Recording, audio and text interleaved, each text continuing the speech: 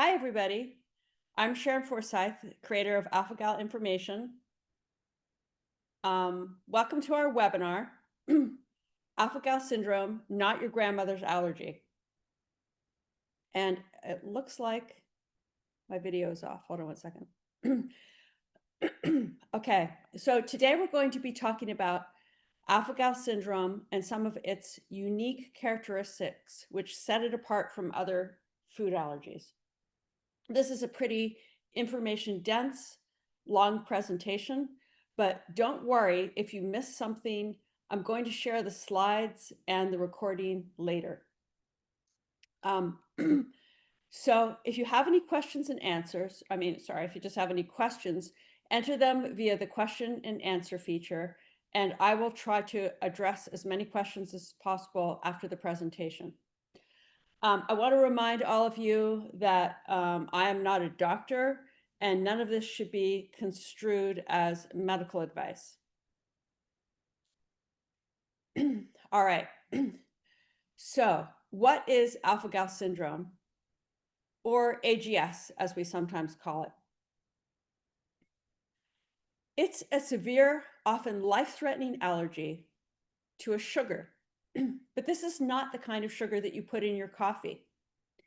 It's a very special sugar called galactose alpha-1,3 galactose.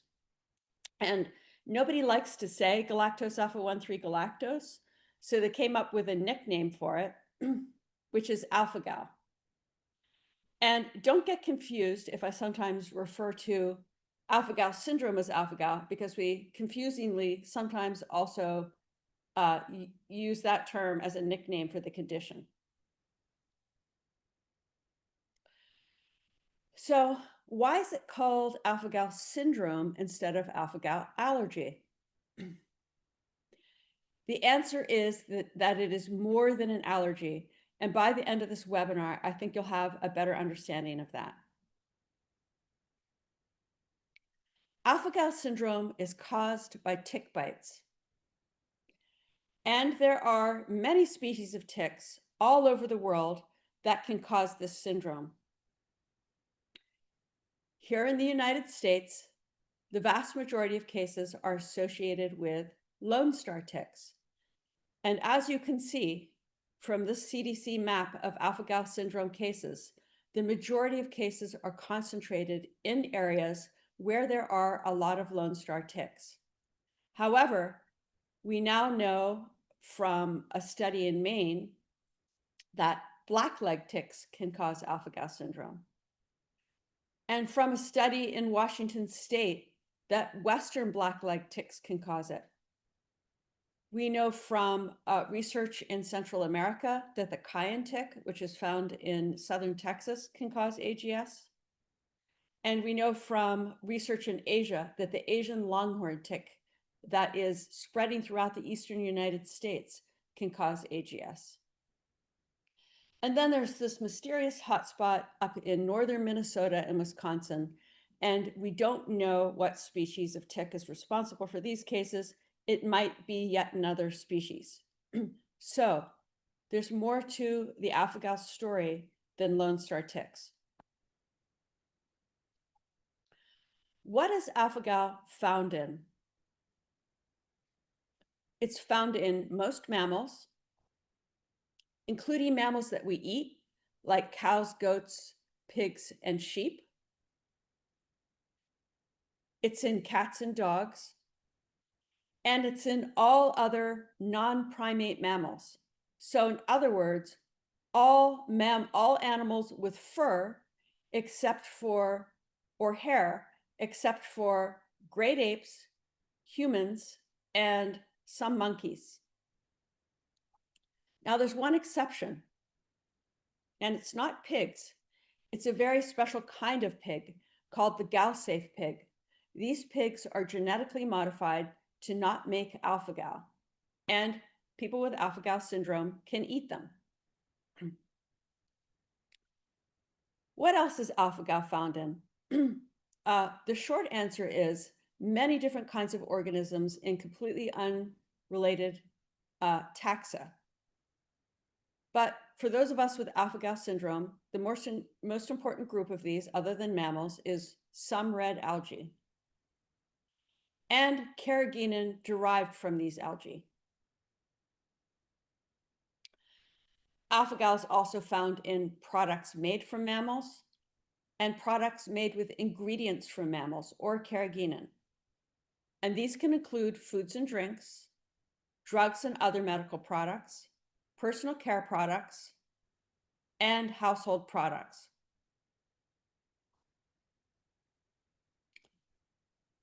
So how does alpha-gal syndrome work? Well, it starts with a tick bite, but you don't wake up the next day allergic to hamburgers. It actually takes weeks to months, sometimes a year or more, for the allergic response to develop. If you've had a lot of tick bites, it might happen faster than that, but normally it's going to take at least a month. And then if you have an exposure to alpha-gal, like you ate a hamburger, then hours later, usually 2 to 10 hours later, you will react. And we'll talk more about these reactions later.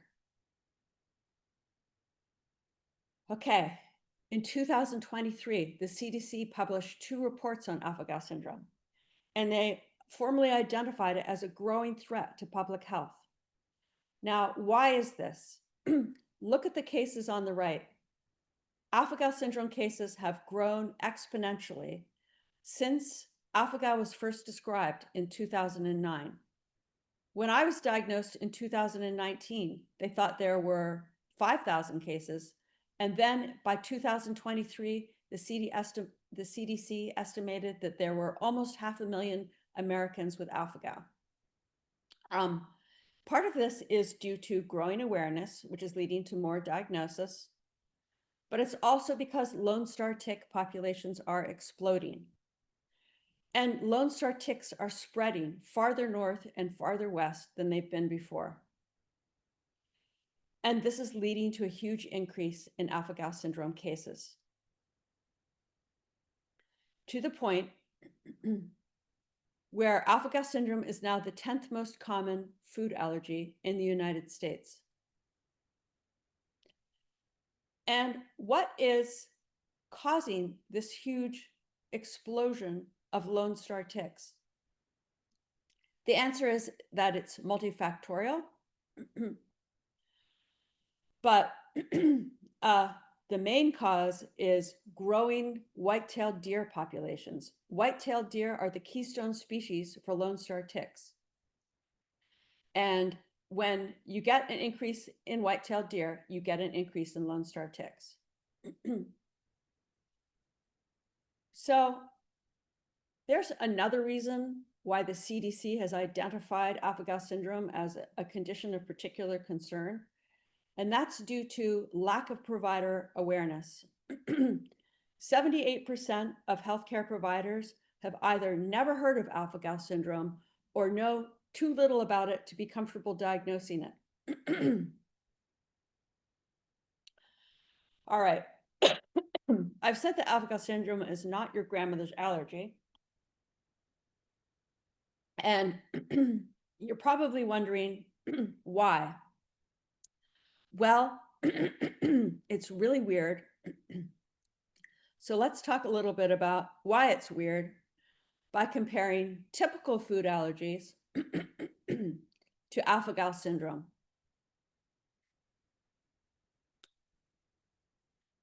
So with typical food allergies, we don't know the cause, and they're not affected by tick bites. With alpha-gal syndrome, we know that it's caused by tick bites and that new tick bites make it worse. Typical food allergies are allergies to proteins, not fats or oils. So if you have a peanut allergy and you eat a peanut, you will react. However, if you consume highly refined peanut oil, as long as there are no proteins in it, you shouldn't react.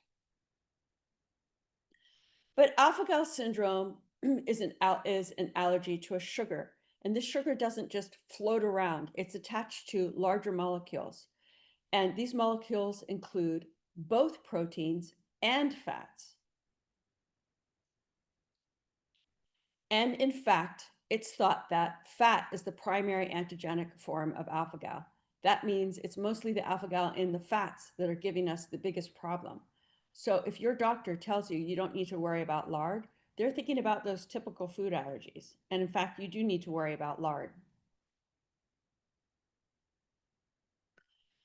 Typical food allergies usually start in childhood. Alpha-gal syndrome usually starts in adulthood. And this does not mean that kids don't get it. They do, and we're seeing more and more kids getting diagnosed with alpha-gal syndrome. However, the average age is still in the 40s or 50s.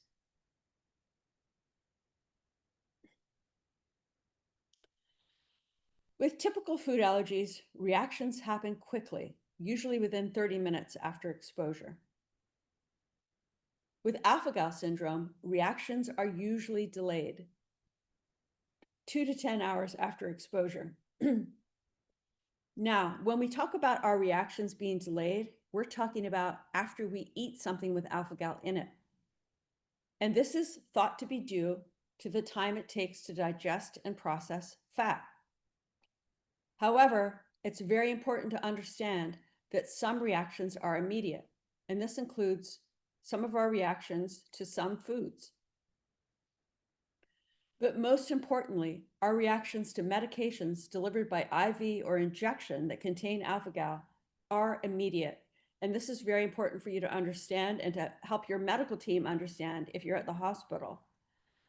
Because I know of a case of somebody who died within 3 minutes of the start of an infusion of a cancer drug that had alpha-gal in it. So make sure your doctors understand that our reactions to foods are delayed, but not to IV medications. Typical food allergies. With typical food allergies, reactions happen every time. With alpha-gal syndrome, for some people, reactions only happen sometimes. So let's say you ate a hamburger 20 days in a row. You might only react twice, but just because you didn't react every time doesn't mean that those reactions won't be severe. They could be very severe and put you in the hospital.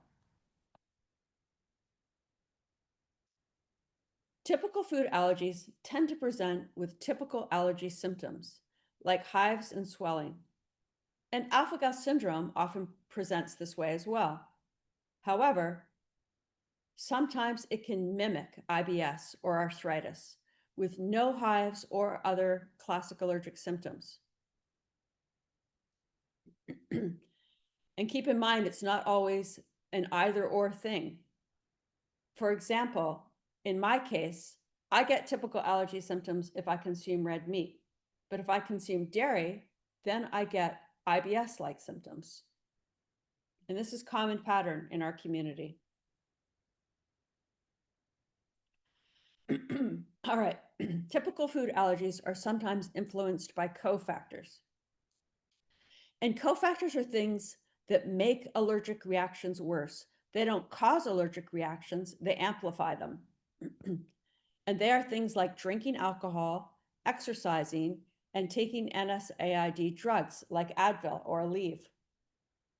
In the case of alpha-gal syndrome, our reactions are often profoundly influenced by cofactors, to the point where some people with alpha-gal only react when a cofactor is involved, which is consistent with what we call cofactor-dependent allergy.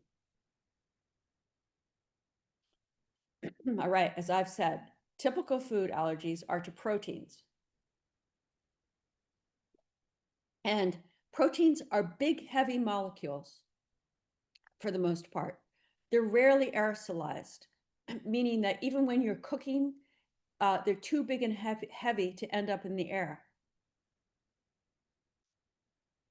Alpha-gal syndrome, however, is in not just proteins, but also fats. And fats are easily aerosolized. When you're cooking meat, you can see a plume of gases coming off the meat. And this plume is mostly a mixture of water vapor and lipid bioaerosols, or fat. And for this reason, people with typical food allergies rarely have airborne reactions, although there's exceptions like seafood allergy. But with alpha-gal syndrome, reactions to airborne alpha-gal are common. With typical food allergies, the allergic antibodies, which are called IgE, are somewhat variable. With alpha-gal syndrome, our IgE is insanely variable. And we think this is why, with typical food allergies, there's less variability between patients. But with alpha-gal syndrome, there is tremendous variability between patients. And for this reason, everybody with alpha-gal syndrome is different. And what I react to might be different from what people with alpha-gal syndrome who are watching this webinar react to. Typical food allergies are mostly straightforward food allergy. Alpha-gal syndrome is much more than food allergy, in part because it's an allergy to much more than food, and in part because it's more than just allergy. So what do I mean by this? What else is alpha-gal an allergy to? It's an allergy to drugs and medical devices. In fact, alpha-gal syndrome is the only food allergy that is also a major drug allergy and a top cause of perioperative anaphylaxis. And perioperative anaphylaxis just means severe reactions before, during, and after surgery due to alpha-gal in medical products used during those kinds of medical procedures. It's also an occupational allergy for people in professions that involve contact with mammals. And people in these professions, like farmers and ranchers, sometimes, and chefs, sometimes can't keep their jobs and have to find an entirely new profession due to these reactions. Alpha-gal is also an allergy to household products, personal care products. We talked about the lipid bioaerosols, and can also be an allergy to much more because there are mammalian ingredients in so many things. All right, what do I mean when I say AGS is more than an allergy? Alpha-gal syndrome also seems to be causing mast cell disorders. Up to 5% of people with alpha-gal syndrome, according to experts, have mast cell disorders. I think those of us who manage support groups think the number is probably higher than this because it takes a while, a lot of the time, for these mast cell disorders to develop. Alpha-gal syndrome also causes arthritis and other rheumatological issues. From preliminary data in Virginia, it looks like it might be a significant cause. Alpha-gal syndrome is an independent risk factor for cardiovascular disease. There's now more than one study conducted in different parts of the world using different methodology that have come to the same conclusion. And then down at UVA, they are finding that their AGS patients are developing chronic hives. People with AGS are 5 times more likely to develop an allergy to stinging insects like wasps. AGS causes premature degeneration of bioprosthetic heart valves, and based on preliminary data, it seems other mammal-derived medical devices as well. And very importantly, AGS seems to be a major cause of IBS in high prevalence areas. From data from Virginia, it looks like up to 25% of IBS in high prevalence areas may actually be alpha-gal syndrome. And then there are other issues that are possibly linked to alpha-gal syndrome. It's still early days in terms of collecting data on these conditions, or in some cases we have no data. Like this is tentative, right, folks? Not definite. So other issues that have been tentatively linked to AGS or the alpha-gal immune response in general include certain kinds of transfusion reactions. They've been documenting these in the DC area. This is not all transfusion reactions. It's specific kinds of ones where somebody with type O blood gets plasma from somebody with type B blood. They're seeing reactions, and the person with type O blood has alpha-gal syndrome. They're seeing in these people transfusion reactions, and one person has died, but it's still early days, preliminary data only. Kidney issues. One of our experts is noticing that it seems like a disproportionate number of their patients with alpha-gal syndrome have kidney issues, specifically nephrotic syndrome, but they don't have enough data to know if it's a real correlation. And then autoimmune disease. We know that the alpha-gal immune response in general is linked to autoimmune disease. What we don't know is whether our allergic antibodies, the alpha-gal IgE, also play a role in autoimmune disease. So please don't go to your appointment with Dr. Cummins and tell him that Sharon said AGS is an autoimmune disease, because I'm definitely not saying that. And also, this has nothing to do with dairy or any other food damaging your organs. That's a kind of a weird idea that circulates in our support groups, but there's not evidence to support it. So, in summary, alpha-gal syndrome has all these unique features that set it apart from other food allergies. And these have implications. For example, these features make alpha-gal syndrome very difficult to diagnose. And these features make our reactions dangerously unpredictable. These features make identifying our triggers tricky. And these features make exposure to alpha-gal hard to avoid. And as you can imagine, all of that makes the burden of alpha-gal syndrome more difficult.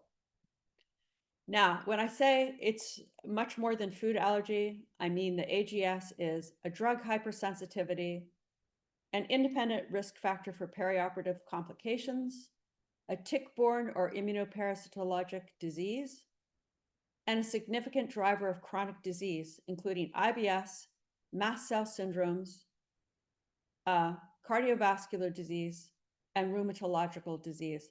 And I would like to point out at this point that in some cases, we don't know whether AGS is driving some of this stuff or whether it's tick bites themselves. Okay, our symptoms, again, are a bit different than typical food allergies, and they fall into two categories. First, there's the classic allergic symptoms, and then there are symptoms that present more like chronic disease. We'll start with the classic symptoms. Here are a bunch of classic allergic symptoms that all food allergies can cause. And alpha-gal syndrome causes these too. But keep in mind that our reactions are usually delayed, don't happen every time, always, and are influenced by cofactors. All right, something unusual about AGS is that 20% of us have GI symptoms only. And the most common of these symptoms is abdominal pain. And this abdominal pain can be extremely severe. People have likened it to childbirth. Diarrhea, vomiting, reflux are other GI symptoms that AGS causes. And then there's a really unusual presentation in kids. And in this presentation, the kids just have abdominal pain, only during exercise, and sometimes only after eating certain foods. So what this might look like is a kid who can eat hamburgers and hot dogs, no problem. But if they eat a hamburger and then they go to sports practice, they will have this severe abdominal pain. If they eat a hot dog, maybe they won't. Itching or swelling of the palms or soles of feet. This is often the first symptom of an AGS reaction. Okay, these red rashes. In addition to hives, allergies can cause these red rashes, not just AGS, but we see them a lot in the AGS community, especially from exposure to bioaerosols from cooking meat and personal care products. Cardiac symptoms. Any food allergy can cause cardiac symptoms during a reaction. And I'm not talking about the cardiovascular disease or atherosclerosis. I'm talking about the symptoms you get during a reaction that are related to a drop in blood pressure. 30 to 40% of people with alpha-gal syndrome have cardiac symptoms. That's a really high percentage. And it's thought that this may be because we're adults, or that alpha-gal syndrome disproportionately impacts adults. And adults have less cardiac resilience than children. And this means that sometimes people with alpha-gal syndrome can lose consciousness during a reaction or even have a heart attack. And you wouldn't believe the number of people in our community who have had a heart attack. I know of one death from a heart attack during a reaction. And for some people, a heart attack is their first symptom.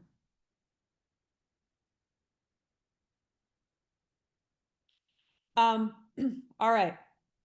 The severe life-threatening reactions that people with allergies get are called anaphylaxis. 75% of people with AGS have these reactions, according to the CDC study, which is a higher percentage than for any other food allergy, even peanut allergy. In fact, alpha-gal is a top cause of anaphylaxis.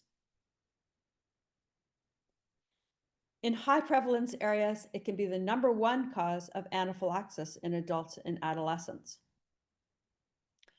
In this study in Tennessee, they looked at everybody who presented at their clinic with anaphylaxis, and they found that a third of all cases were caused by alpha-gal, which was more than all other food allergies combined.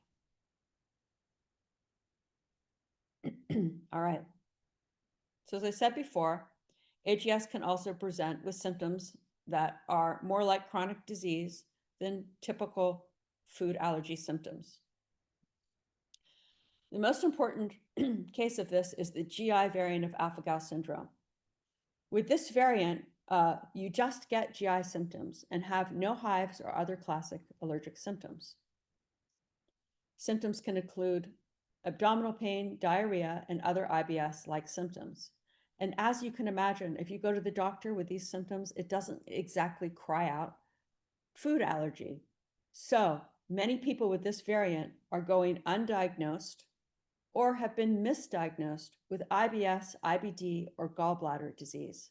And you wouldn't believe the number of people in our community who've had their gallbladder out before they were diagnosed. It's a lot. And then AGS can present with rheumatological symptoms like joint pain. All right, so at this point you may be wondering, how do I know if I have AGS if you don't already have it? Because diagnosis is really tricky with AGS, we tend to rely more on certain clues than is typical for other food allergies. For example, have you had a tick bite? And if so, did you get an itchy red reaction to the tick bite that lasted days, weeks, or even months? Or did you get multiple bites like this? People often attribute these bites to chiggers. Nope, they're not chiggers. They're larval Lone Star ticks. If you get multiple bites like this, or you have an itchy reaction that lasts, then you're more likely to develop alpha-gal syndrome. It doesn't mean you will, but it's a clue. But keep in mind that half the time people don't notice tick bites. So if you spend a lot of time outdoors in areas where there are a lot of ticks, even if you can't recall the bite, it doesn't rule out alpha-gal syndrome. You might just not remember. Okay, here's the clue that you think would be super obvious and get tons of people diagnosed. Do you react hours after eating mammalian meat?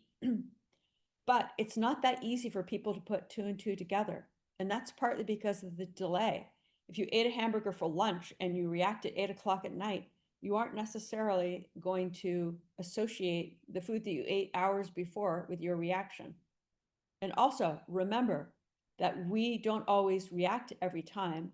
And some of us only react when we exercise or drink alcohol. This makes putting two and two together really tough. And it makes this third clue extremely important. Are you having allergic symptoms in the middle of the night? Typical food allergies don't cause this. There's not the kind of delay. And I like what expert Erin McGinty says, which is that anytime you see a patient who is coming in saying they're waking up in the middle of the night with an allergic reaction, you better prove that it is not alpha-gal syndrome. All right. In high prevalence areas, sorry, must caffeinate. Alpha-gal syndrome is the #1 cause of adult onset allergy. So if you live in a high prevalence and you're an adult and you suddenly develop allergic symptoms, you might want to rule out AGS. And the same is true for idiopathic and chronic anaphylaxis and chronic hives. Rule out alpha-gal. And finally, if you develop new GI or joint symptoms weeks or months after a tick bite, you might want to explore the possibility that you have AGS. And how do you do that? Let's talk about diagnosis of alpha-gal syndrome. Again, there are certain things, ways in which diagnosis of AGS is similar to typical food allergies and ways in which it's different. The first thing you do is make an appointment with your doctor. And if you can, it's normally best to see an allergist. But if it's going to take you months to get in to see an allergist, you can get the ball rolling with your PCP or your regular doctor. Now, there's an exception. If you just have IBS-like symptoms like abdominal pain and diarrhea, you might want to start with a gastroenterologist, because a gastroenterologist is in the best position to help you figure out whether those symptoms are caused by AGS or any one of a number of other conditions which cause the same symptoms. And then if they decide you have AGS, they can refer you to an allergist. The first thing your doctor is going to do is collect your clinical history. And that means they'll ask you about tick bites, symptoms, timing of symptoms, and other allergies. And then they order a blood test. Folks, the alpha-gal IgE test is the primary test used to diagnose alpha-gal syndrome. In many cases, this is all you're going to need. But remember, it's not like a pregnancy test. If you tested everybody for alpha-gal IgE, you would find that 90% of the people who tested positive do not actually have an allergy to alpha-gal. This is why you should never get tested just because you got a tick bite. The test should only be ordered when your clinical history is consistent with AGS. In other words, you've got symptoms consistent with AGS. Sometimes doctors order total IgE, and that's because the ratio of alpha-gal IgE to total IgE is another clue. And then if another meat allergy is suspected, because there are other allergies to red meat, then there's a bunch of other tests that they can order to rule these out. But keep in mind that this is not usually necessary, because other meat allergies do not cause delayed reactions.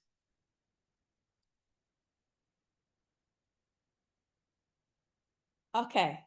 In special tests, in special cases, there are a bunch of other tests that allergists can pull out of their sleeve. Mostly these tests are run in the university-based clinics like UVA or UNC. And they're often run because in cases when diagnosis is still not clear after you've gone through the earlier steps. For example, in the case of seronegative cases, when your alpha-gal IgE is negative, but it sure does seem like you have alpha-gal syndrome. Or in places in the world where the alpha-gal IgE test is not available. Okay, there are certain tests which are not recommended by experts, and these include skin prick tests with meat extracts.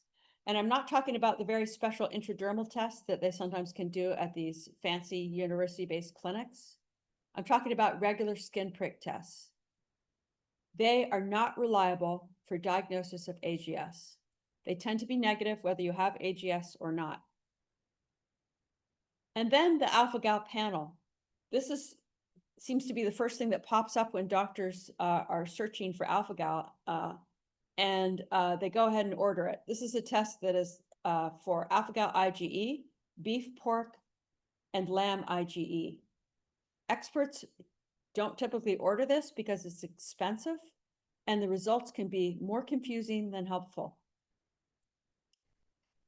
And finally, there's the alpha-galactosidase test. This has nothing to do with AGS, folks. Sometimes doctors order it by mistake. This is a test for Fabry disease. Not these tests, folks. The final step is to change your diet. You go on an alpha-gal avoidance diet for 2 months. And that seems like a long time, but it can take a while for your chronic symptoms to clear up. Particularly if you have the GI variant, it's important to do this for 2 months. Then if you feel better, can help your doctor confirm your diagnosis. And if you don't feel better, then you really do need to explore other possibilities with your doctor, even if your alpha-gal IgE is positive, because remember, there are those positives that don't actually have the allergy.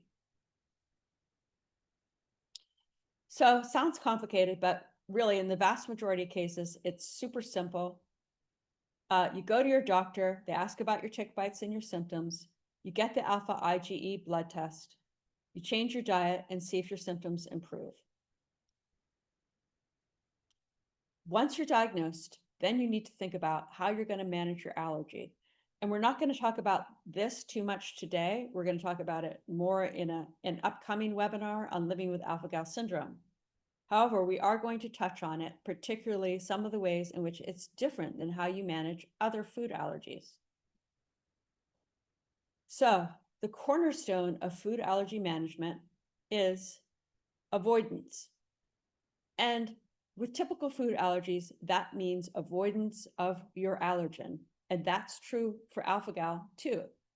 You must avoid alpha-gal. However, in the case of alpha-gal syndrome, you must also avoid ticks because new tick bites can make your alpha-gal syndrome worse, can make your reactions worse. It can make you react to things that you previously tolerated. So for example, we see people in our community who only react to meat and tolerate dairy. They get new tick bites and then they have to stop consuming dairy. And new tick bites can also prevent you from going into remission. And some of us do go into remission and can introduce new foods, but not if you get new tick bites. So tick bite avoidance is extremely important. And keep in mind that all the tick bite avoidance tips that you'll find out there on the internet, those were designed for black-legged tips. They are black-legged ticks. They're not so helpful for Lone Star ticks. You need to use next level tick bite avoidance. And I'm not going to cover this today because I already did a webinar on it, which you can access with that QR code. All right. We will talk about avoiding alpha-gal though, and we're going to take it category by category, starting with foods and drinks. And our friends here, Betty and Hank Sr., are going to help us with identifying foods that people with alpha-gal syndrome need to avoid. For example, mammal meat, like beef, pork, bacon, lamb, goat, and rabbit. Can't have these. Mammal organs, like beef and pork liver, kidneys, lungs, intestines, and Rocky Mountain oysters.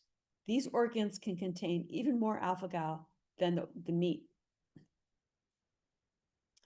Mammal fat, like lard, beef tallow, fatback, and suet.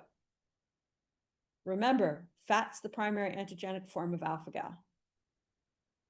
And mammal fat can be hidden in all kinds of crazy things.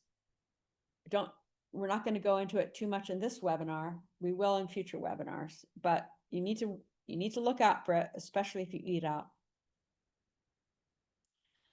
And then there's mammal broth, stock, and bouillon.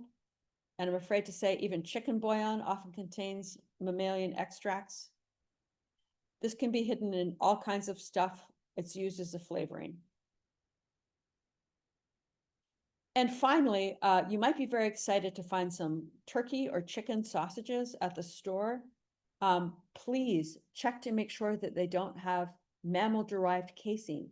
Like a lot of the time, poultry sausages have casings that are made from the intestines of mammals, and intestines are very high in alpha-gal. And they also can have collagen casings. So be very careful with your poultry sausages. And then, yes, you heard me right. Alpha-gal syndrome can be in some flounder eggs, not the flounder meat, but in the eggs. And these flounder eggs are particularly problematic in Japan and Korea. All right, there are other foods that some people with AGS need to avoid and that others tolerate. And Hank Jr. is going to help us with these, and he's looking as confused as most of us feel when we're trying to figure this out. And keep in mind that this can change. You might tolerate a food and then later not be able to. Milk and dairy.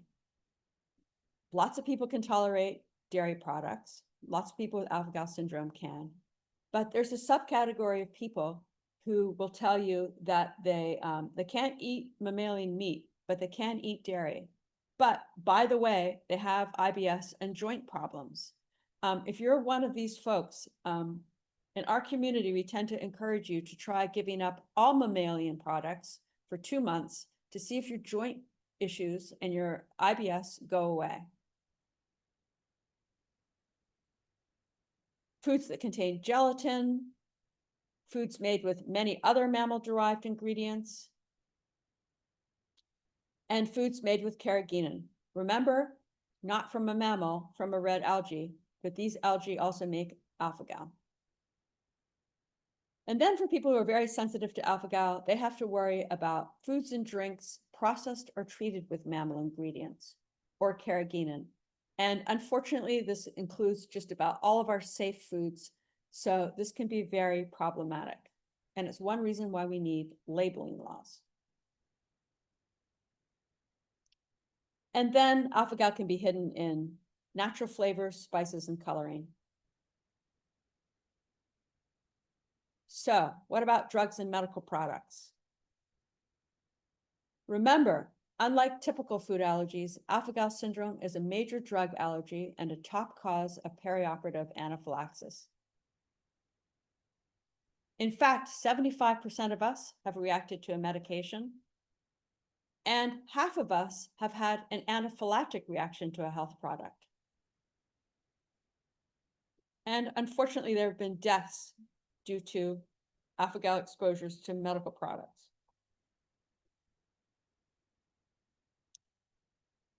There are hundreds and thousands of drugs, biologics, and medical devices that are mammal-derived or may contain mammal-derived ingredients.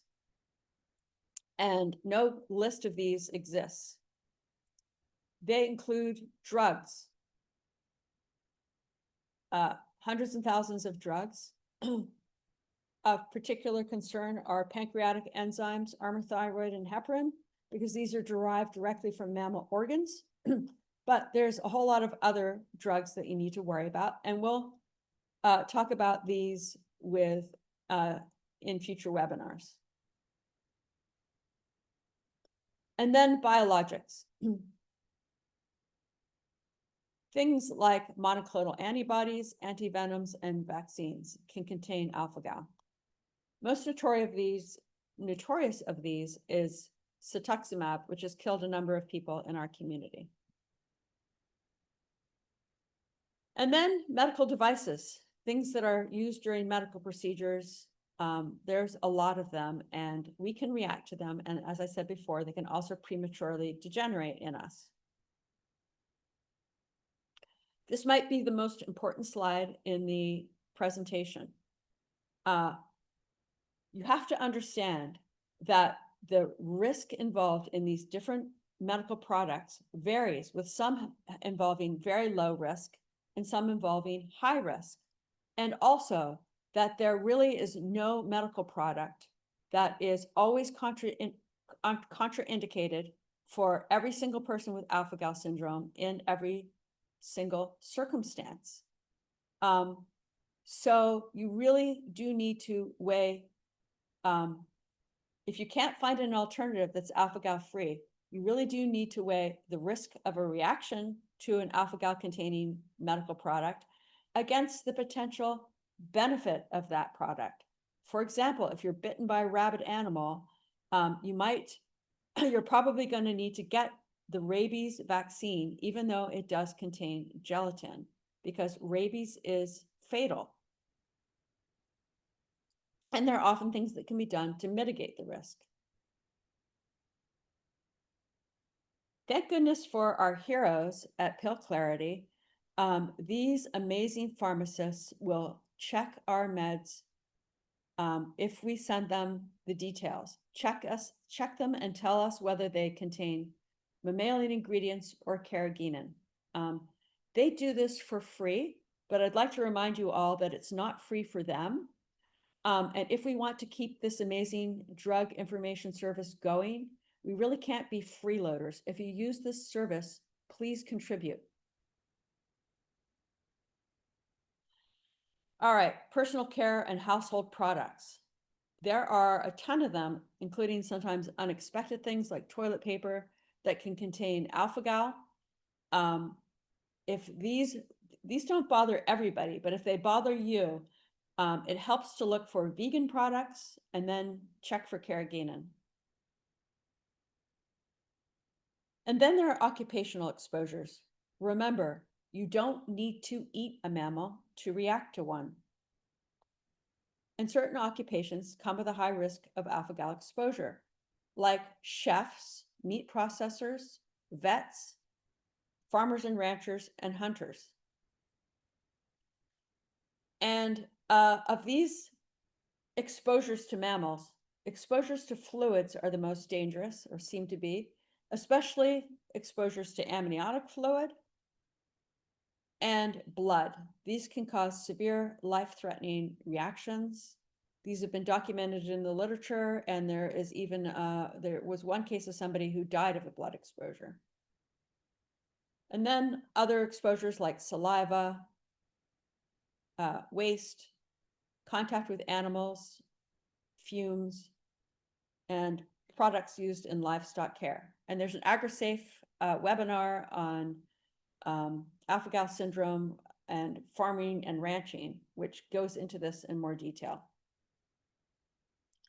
And then there are a ton of other exposures because there are mammalian byproducts in all kinds of things. And most of these don't pose a risk to us. For example, the alpha-gal in your sheetrock's not going to jump off the wall and cause a reaction. However, sometimes they are relevant. For example, if you work in construction and you're exposed to a lot of sheetrock dust, then the mammalian glues in that sheetrock may affect you. Okay, medical management of alpha-gal syndrome. We're not going to go into this in depth today, but I will hit on some points, especially those that cases where medical management differs from other food allergies. The most important thing in your toolkit is epinephrine. The vast majority of people with AGS need 2 or more doses of epinephrine. because of the severity and unpredictability of our reactions. And also, in the case of all those people with AGS who live in remote areas, they might even need more doses than this if they live far from the hospital. And then there are other medications that are the same as those used for typical food allergies. But then there are also special medications for people who continue to react even though they're doing their best to avoid alpha-gal. For example, Xolair and ketotifen are often used for those folks who continue to react, and also for people with mast cell reactions. Oral cromolyn for people with continued GI symptoms. And then there are special drugs and approaches for people who react to airborne alpha-gal. Okay, last but not least, another very special thing about alpha-gal syndrome is the alpha-gal community.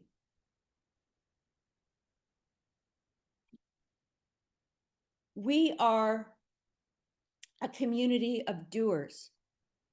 We did not get alpha-gal syndrome sitting on the couch watching Real Wives of Beverly Hills. We are farmers and ranchers. We are soldiers, hunters, park rangers, biologists. We are active. We are out in the world doing things. And because we're a community of doers, we're also a community of leaders. And I'm continually inspired by all the fabulous leaders in our community, and also the people who join our community. And even though they're just been diagnosed, they step up to the plate to make a difference. And anyone who knows the AGS community knows that we are hungry, not just for cheese, but for change. And the change that we are hungry for includes access to safe food, safe drugs and medical care, doctors who understand our condition, treatments, funding for our researchers, and reliable information. And these are ambitious goals, folks. And lots of people have told us, oh, you can't do that. It's too heavy a lift. Or that's not realistic. Or that's impossible. But folks, that is not how the alpha-gal community rolls. We are out there turning our goals into a reality. And to those naysayers who say we can't do it, we say to you, just watch us. And that concludes today's presentation. This is one of a series of webinars I'm planning to do. And I'm also going to do some updates. And what I'm calling updates are going to be short presentations focused on a single topic. I think the next webinar is going to be living with alpha-gal syndrome. And the first update is going to be home management of anaphylaxis. So I cannot tell you if you're a candidate for this or help you come up with a plan for home management of anaphylaxis, but I can help you prepare for your meeting with your doctor so that you go in informed. There's an alpha-gal information webinar page, which you can access with this QR code. And with that, thank you for your time. Let's take some questions. I'm going to stop sharing the screen and see if I can actually access these questions. All right, somebody also mailed me in some questions. So I'm going to start with those. This person asked, what do you do if you break out in hives every day but are avoiding meat, lamb, pork? I would say that, hold on one second, that go to the alpha-gal information website and find the page determining your tolerance level and figure out what else you might be reacting to. It could be dairy, it could be gelatin, could be cross-contamination, it could be your medications. That guide will help you figure it out. And we got another question. Should a person with an allergy to alpha-gal be on Allegra or any antihistamine daily? Well, it's far better if you can figure out what your triggers are and avoid them. But some people just simply, have to eat out and or for whatever reason they can't avoid their contacts, their triggers. Those folks often an allergist will put them on an antihistamine. But please talk to your allergist about that. Somebody is asking, is there a list of foods, seasonings which are alpha-gal free? Sage Alpha-Gal put together a great resource for people with alpha-gal syndrome that includes like lots of foods that we can eat. It's really wonderful, but there's no complete list. You can also download the Fig app, which was the coolest app in the world. Like you can you can use it to screen barcodes, and it will tell you whether a product is alpha-gal friendly or not. And if you have like other restrictions, like you don't eat gluten, you can enter that too. Okay, we have a question from Karen here. Has alpha-gal jumped from one tick to another? And no, that's not what's happened. We think that ticks produce alpha-gal in their saliva when they're feeding because the mammals that they feed on have alpha-gal in them, and it's a form of molecular mimicry to keep them from being detected.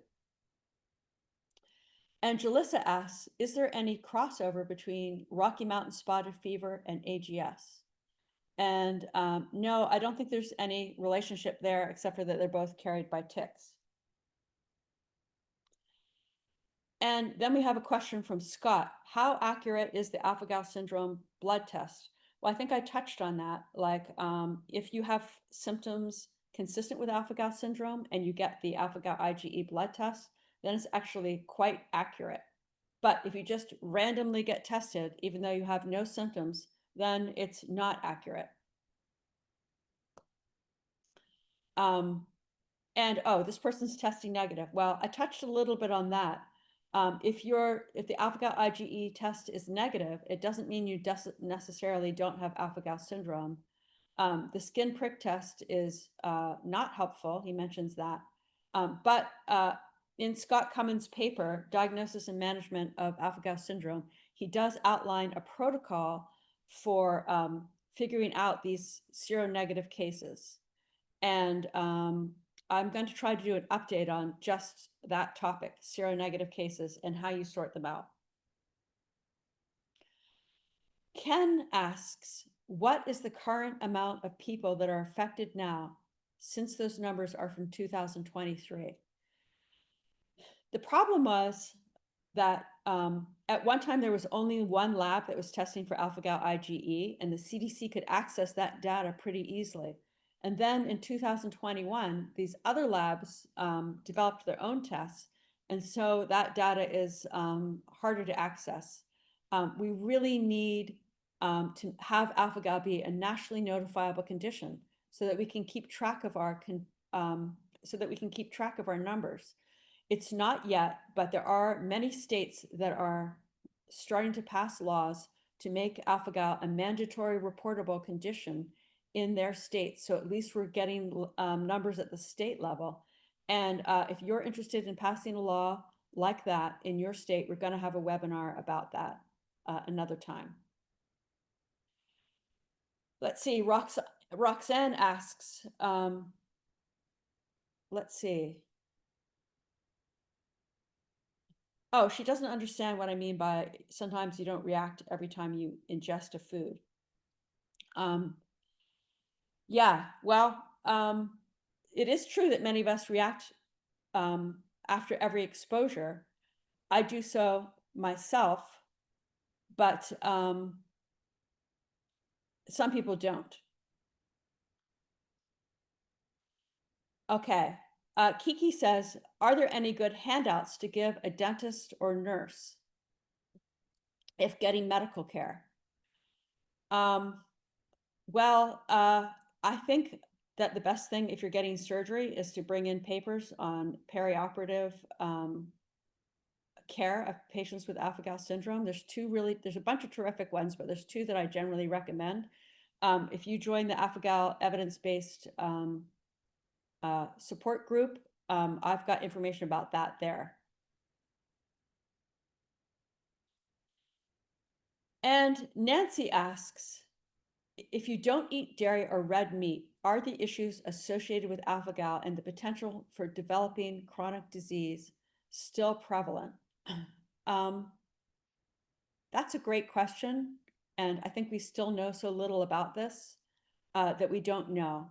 For example, we do know there's this correlation between alpha-gal and cardiovascular disease, but we don't know if it has anything to do with diet because nobody's looked at that question.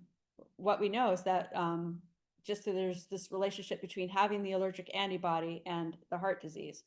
And for certain other things, we do know that changing your diet helps. Like with the IBS-like symptoms and the rheumatological symptoms, yeah, if you stop consuming red meat alone, that might be enough. But certainly if you avoid all alpha-gal, those symptoms should resolve. Clint asks, for you to experience IBS or arthritis when you have alpha-gal, do you have to have exposure to mammalian meat? I mean, yes, that is actual exposure to alpha-gal that is causing those symptoms. And Lynn asks, when you talk about AGS causing arthritis, is there studies showing the breakdown of cartilage? Yeah, I don't know of any study showing that there's any breakdown of cartilage. I have no idea why alpha-gal syndrome causes arthritis or other rheumatological symptoms. You know, there are some studies looking at IgE and arthritis, but I don't know how relevant they are for our symptoms. But somebody needs to be looking at that.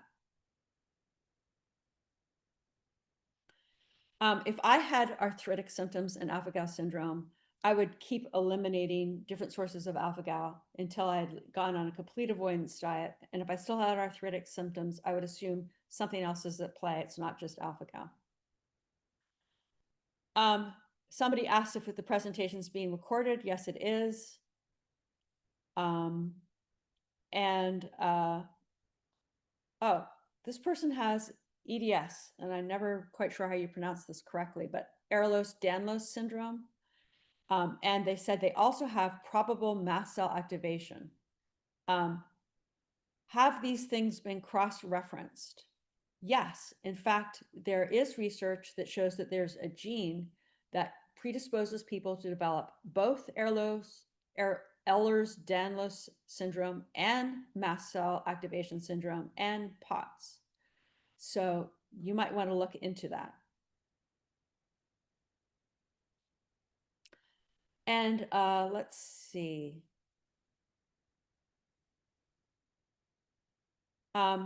If false positive for AGS is frequent, is retesting suggested? That's a great question.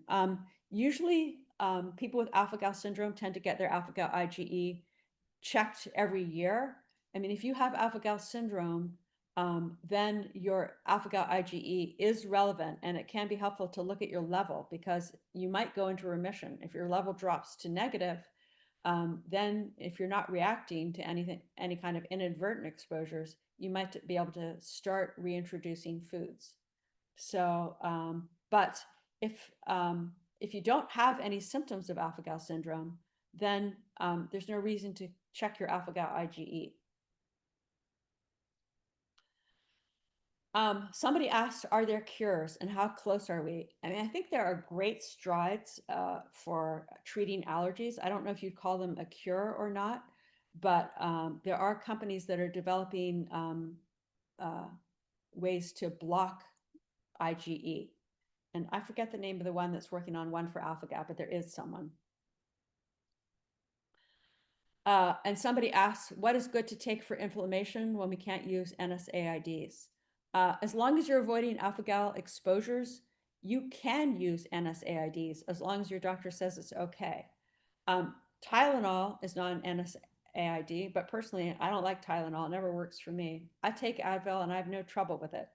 But if you're getting inadvertent exposures and you find that NSAIDs make your reactions worse, then maybe try something else. May Hardiman asks a really important question: when to use an EpiPen. That is beyond the scope of this webinar. There's a really fabulous course that FAIR has done. It's called Recognizing and Responding to Anaphylaxis. And I learned a lot from that when I was first diagnosed. And I recommend that everybody with alpha-gal syndrome take that course. It's half an hour, and it's well worth your time. You'll be so much more confident and also safer if you take it. All right. Someone asks, do people react to dogs when visiting relatives with pets? Most people with alpha-gal syndrome are fine with pets. Some react to pets. Some have to change the what their pets eat, because if they're eating mammalian-based pet food, then like their saliva can have it in it. And there's a whole support group just for people with alpha-gal syndrome and pets. So you might react, but hopefully not. And then someone asks, if you have no reactions after 4 weeks after a tick bite, does the risk of getting alpha-gal go down over time? Well, if it's been 4 weeks, you're not out of the woods. If you didn't get an itchy reaction to the tick bite, your chances of developing alpha-gal syndrome are lower. But yeah, you could develop alpha-gal up to a year after the tick bite, maybe longer, we don't really know. And of course, if you get additional tick bites, that increases the chance that you'll get alpha-gal. Karen asks, has anyone experienced swelling at bite locations many months after the bite? Yes, absolutely. That's really common in our community. And also something called recall urticaria, where sometimes when we eat something with alpha-gal in it, like our old tick bite will actually get swollen and itchy again. It's a crazy thing, but it happens. Mackenzie says, at the beginning of the presentation, you mentioned that animals like cats and dogs have the alpha-gal sugar. Are there any precautions that someone with AGS should take if they own pets? Well, as I said before, most people can keep their pets. But if you don't have a pet, you might want to make sure that you are okay around them, because some people do actually have to rehome their pets.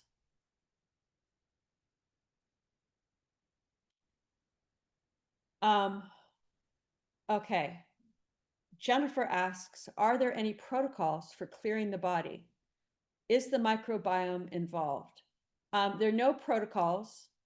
The microbiome seems to be involved in allergy in general, and I think people are looking at whether there's a distinctive microbiome biomarker for alpha-gal, but I don't know how that research is coming along. There's an interesting thing about alpha-gal syndrome, which is that our gut bacteria make alpha-gal, which means that maybe there's even more likelihood of microbiome involvement, but I don't know. Jalissa says, what if you get the alpha-gal IgE test and show positive for beef, but negative for lamb and pork? Okay, you may recall that I said experts don't generally recommend the alpha-gal panel, and this is exactly why. Because those beef, pork, and lamb tests aren't reliable for the diagnosis of alpha-gal. If you have alpha-gal syndrome, the test to focus on, the blood test, is alpha-gal IgE. If you have alpha-gal syndrome, you may test positive for beef. You may also test positive for lamb and pork IgE. It's less common, but those results really don't mean much. They just mean that there's some alpha-gal in those meat extracts used in those tests, but it isn't necessarily enough alpha-gal for the test to be positive. So it can be positive, it can be negative. Either way, you cannot eat beef, lamb, or pork if you have alpha-gal syndrome. Terry asks, how often can your blood be tested to see if your numbers change? I've asked experts, and I think people with AGS typically get it checked, when they get their other blood work at their annual checkup, and not more frequently than that. But one expert told me that when his patients are starting to approach zero, that they sometimes want to get tested more often, because if they become seronegative, then they might want to reintroduce foods. But keep in mind that you can achieve a seronegative number like me. Like I used to have high alpha-gal IgE. Now my alpha-gal IgE is undetectable, but it's the IgE that's attached to your cells that's bioactive, and the blood test can't pick up on that IgE. So just because you reach the point where your alpha-gal IgE is no longer detectable in your blood doesn't mean that you're necessarily not going to react anymore. It might take a bit longer.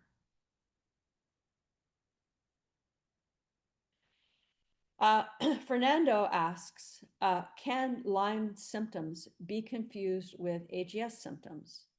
And yes, they definitely can, like particularly that arthritis can be really tricky to figure out. Is that Lyme? Is that AGS? Is that something else? So I would say if you're in an area where it's a high alpha-gal prevalence area, then just try going on an alpha-gal free diet for 2 months, see if your symptoms improve. Like I personally had fibromyalgia until I was diagnosed, and then I had to give up dairy for other reasons because of having GI symptoms, and my fibromyalgia just like went away. So I think it's worth a shot if it were me. And then if it's Lyme, the symptoms won't clear up. Are there numbers of AGS in Europe? I feel quite alone in Belgium. Well, I'm sorry, it's horrible to feel quite alone. And yes, there are studies from Europe, and some of the best research is actually happening in Europe.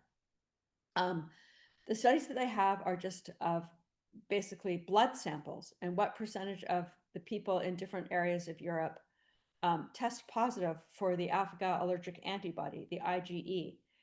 But you can infer from that what the actual numbers of alpha-gal syndrome cases are. I would assume that you're going to have more alpha-gal where you have more of the Ixodes ricinus tick, which is the one that's most associated with alpha-gal in Europe. So if you're in a ticky area, you're going to have more alpha-gal syndrome. But there are high numbers of alpha-gal syndrome. It's common in certain parts of Europe.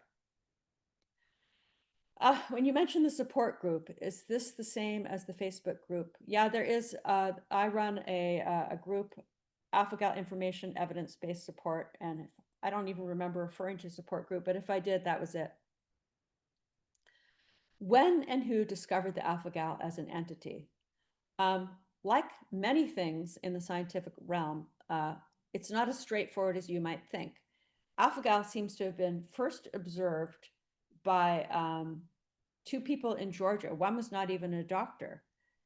They noticed that some patients were having delayed reactions to red meat. So that was one step. And then a really brilliant researcher in Australia, Cheryl Van Noonen, actually put the 2 and 2 together and realized that tick bites seem to be associated with this red meat allergy.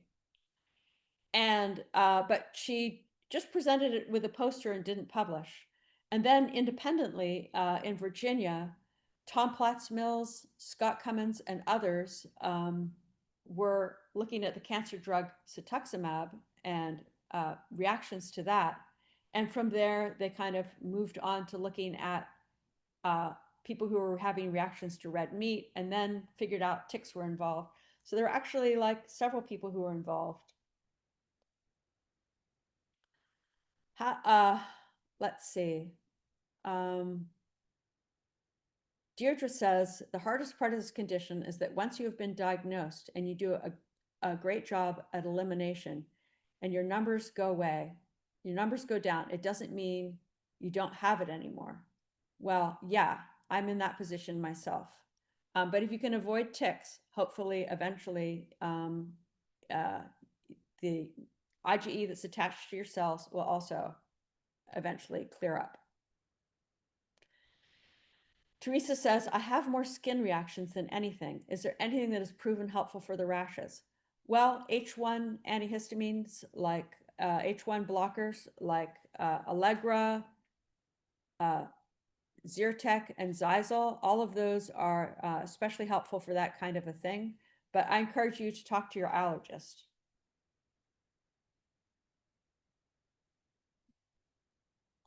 Is there a list of current research projects? Oh, that would be so cool if there was. But I don't think there's a list of current research projects. But I can tell you that a lot of the best research is going on at UNC and UVA and Vanderbilt. Those are centers where there's a lot of really terrific research. But there are other people doing great research too. Like, for example, Joe Turek down at Duke is really looking into premature degeneration of heart valves. And there are many other great researchers all over the world. There's a great group in Sweden. There's a group in Germany. There's a group in Spain. There's a group in Italy. There are lots of great alpha-gal research going on, but it is underfunding, and we really need to work for our researchers to get the funding they need. Terry asks, after a fume reaction, how soon do you have a reaction? Those reactions seem to be immediate. Oh, R.L. Tipton here is telling me how to pronounce the condition Ehlers-Danlos. Thank you very much. I hope I don't forget that.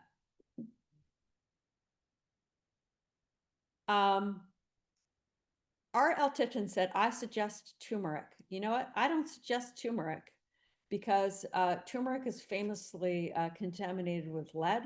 There's a huge lead poisoning problem in South Asia, and it all goes back to lead and turmeric. So I love turmeric, and I consume it in my food quite a bit, but I would not take it medicinally because of the lead issue.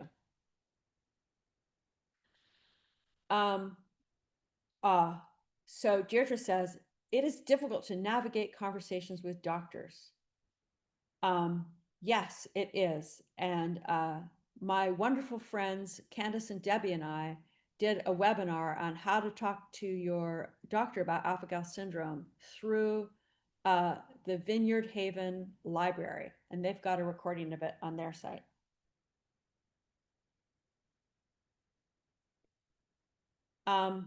Marianne says, my alpha-gal IgE is over 100, and beef, lamb, pork IgEs are over 20.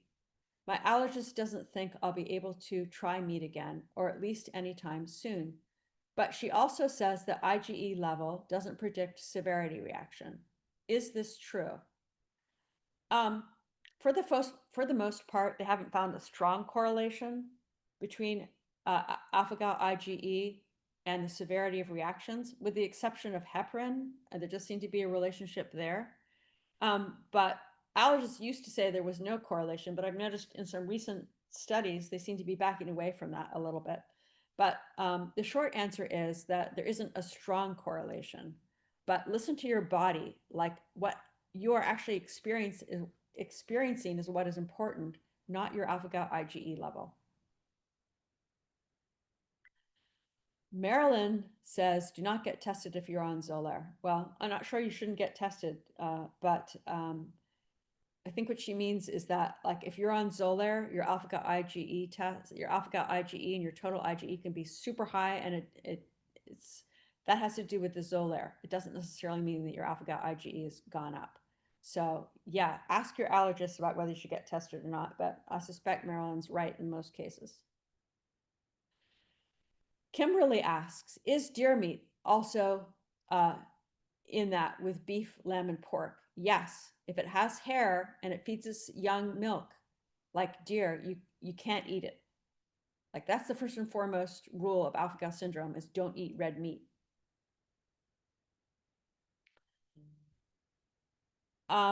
Okay, let's see.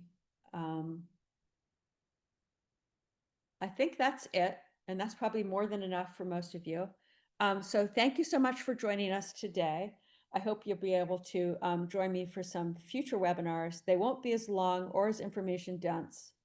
And I'm going to try to make them as fun as possible. It's a serious topic, but we got to have a little fun too. So thanks, and see you next time.